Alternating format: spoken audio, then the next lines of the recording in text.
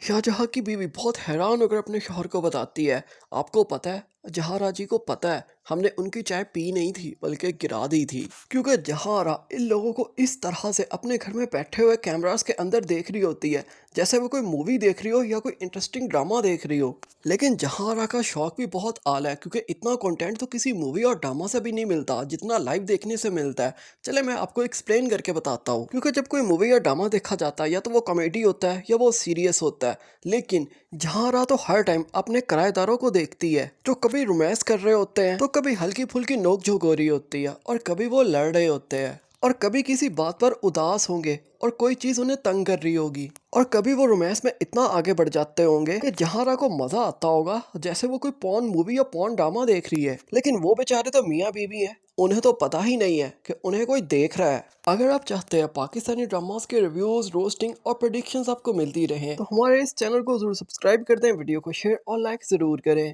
10 साल से तो जहारा को अपनी माँ का ख्याल नहीं आया, क्योंकि उसका भाई अपनी माँ के साथ अच्छा बिहेव नहीं करता था। लेकिन 10 साल के बाद जहाँ आरा को गुस्सा आ जाता है और वो कहती है, अब मैं नहीं छोड़ूंगी अपने भाई को।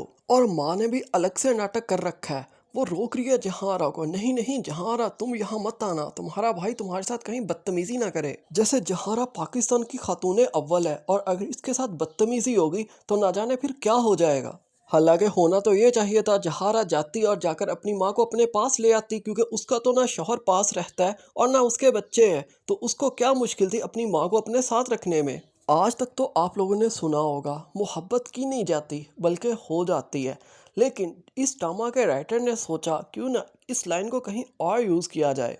जब शाहजहाँ की बीवी पूछती है जहारा से, आपने शादी नहीं की, तो आगे से जहारा कहती है, शादी की नहीं जाती बल्कि हो जाती है। वैसे इस ड्रामा के राइटर ने बहुत सारी लाइंस चुराई हैं, कुछ तो वाज़ेह तौर पर समझ आ जाती हैं। जैसे एक और लाइन थी जो हमने पिछली एपिसोड के अंदर देखी थी, जब जहारा कह रही होती है जुनेद से, मेरा फ्लैट मेरी मर्जी। वहां से भी आपको एक लाइन याद आई होगी, मेरा जिस्म मेरी मर्जी। फिर जहारा अपनी शादियों के बारे में बताती है, पहली हुई तो साजन बेवफा निकला, दूसरी हुई तो मैं बेवफा निकली। यही वो मौका था जब मैंने डिसाइड कर लिया कि अब मैं खुद शादी नहीं करूंगी बल्कि लोगों की शादियां तड़वाऊंगी, और मैंने कसम खाई कि अब मैं 100 तलाकें करवाऊंगी। 99 तो मैं करवा चुकी हूँ, 100वीं तुम्हारी करवाऊंगी अब।